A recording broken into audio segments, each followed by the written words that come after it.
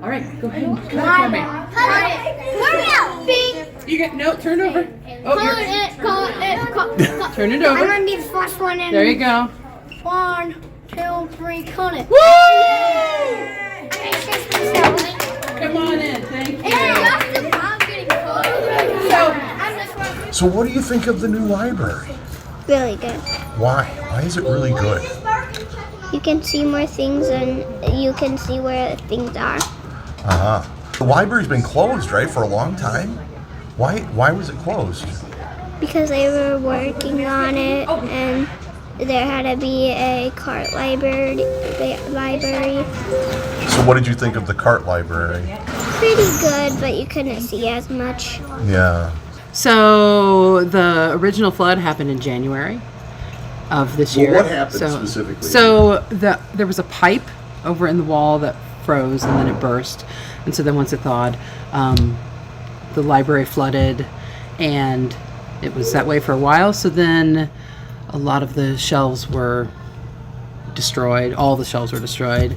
Some of the books were destroyed, a lot of the stuff in here. So then they had to remove everything down to they removed the carpet and everything.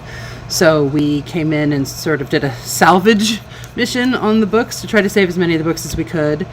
So we took them out and we set up a temporary library at the other end of the building just to make sure the kids had access to a library last year while this was all being done in here.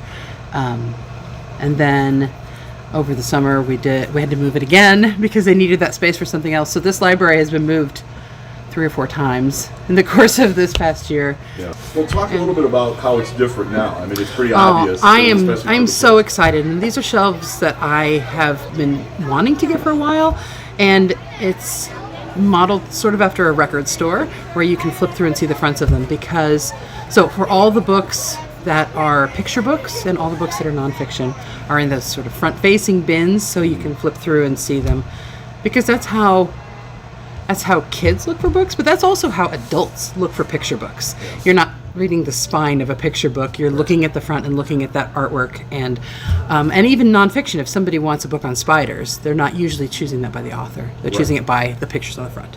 And then there are 3 large shelves for chapter books so that we could still have that for some of our older readers.